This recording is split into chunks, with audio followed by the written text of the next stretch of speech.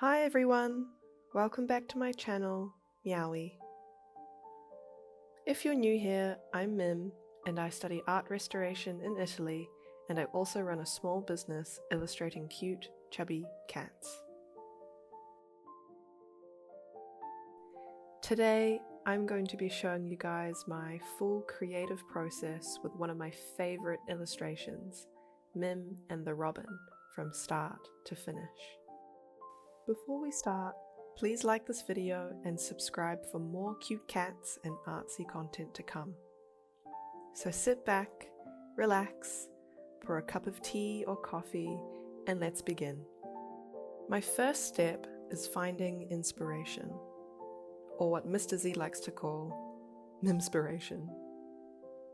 Whatever ideas are in my mind, things I've seen during the day, or things that I do regularly make for great and simple scenes that are really fun to illustrate, and they make me really happy because they're true. They capture scenes that maybe I would forget later on if I hadn't illustrated them. I love slow living and taking my time, and I enjoy the mundane as well as the exciting things in life. The inspirations for my cat art create little, tangible memories, not only for myself, but also for my family, my friends, and now for you guys to experience too. My inspiration behind this piece is the outdoor entrance to our apartment building in Florence. There are these super cute outdoor seats and tables right underneath a huge evergreen tree with little singing robins that come visit. We often love to sit out there with our coffee and our biscuits from time to time, enjoying the breeze and the bird song.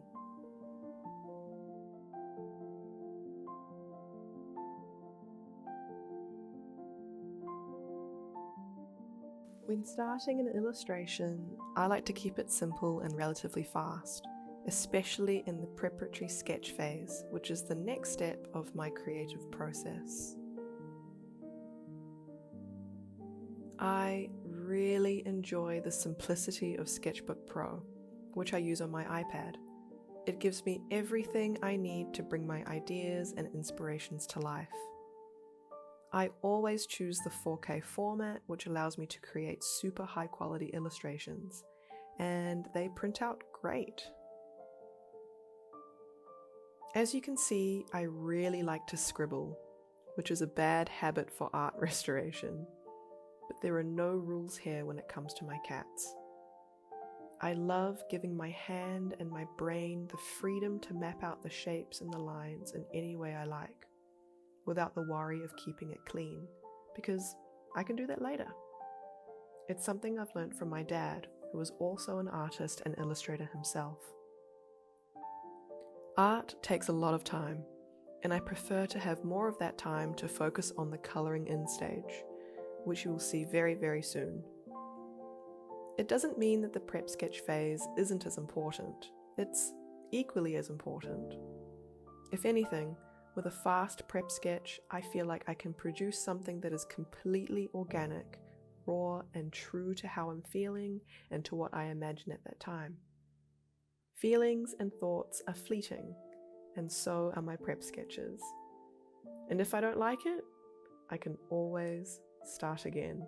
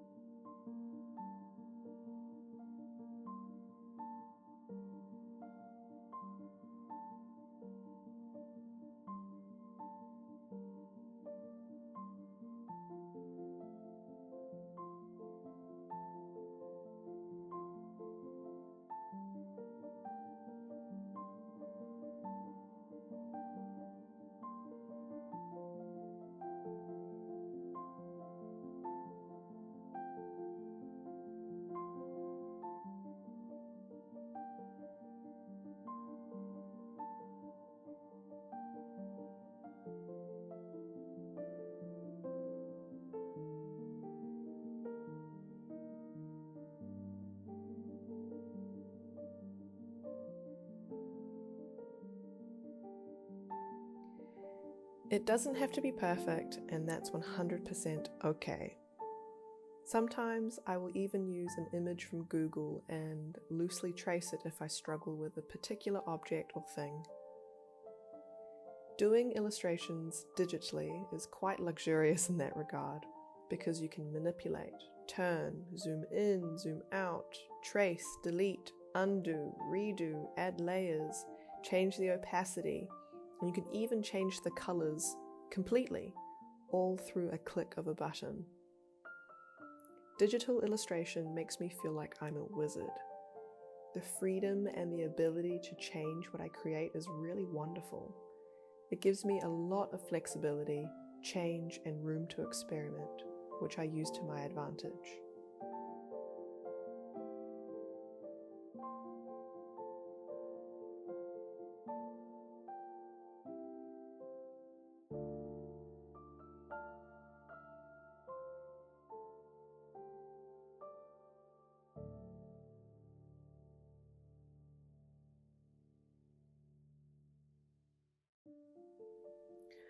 Once I've completed the initial fast prep sketch phase, I go into my third step, which is creating a clean outline.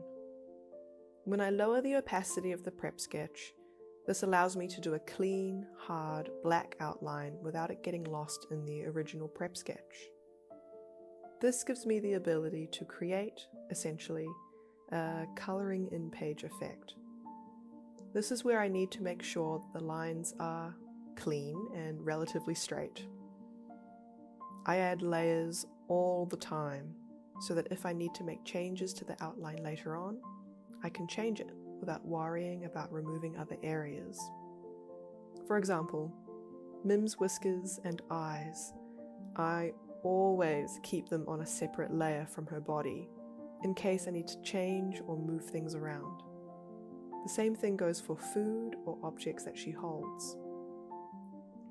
You'll see in the colouring in phase that I forgot to make the little coffee mug and the steam different layers, and so I had to remove and redo a few extra little things.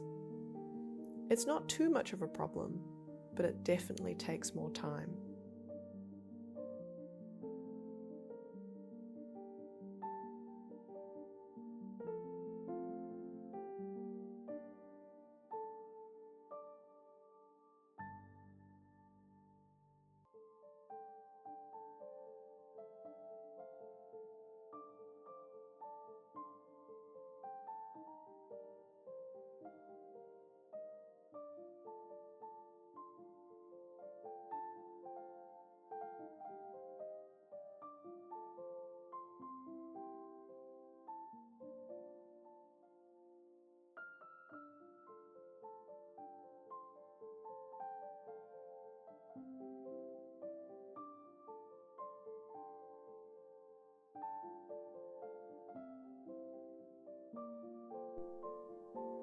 Normally, I remove the initial prep sketch, but I decided to keep it in this illustration.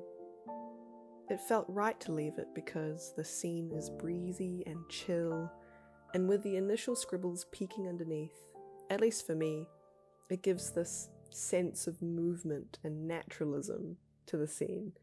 And by naturalism, I say that very loosely. It just feels a little bit static without it.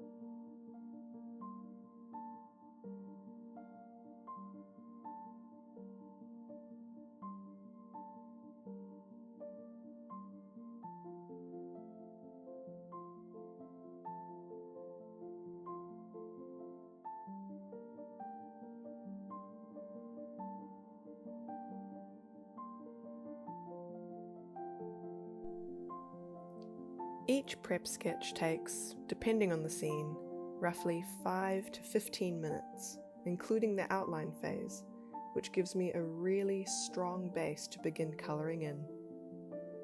Now, I spent a whole hour working on the colours, but not to worry, the following time-lapse next is condensed down to about 5 minutes. Honestly, there's nothing really complicated here. I just choose colours that I think are right for the scene, and I do lots and lots and lots of layering.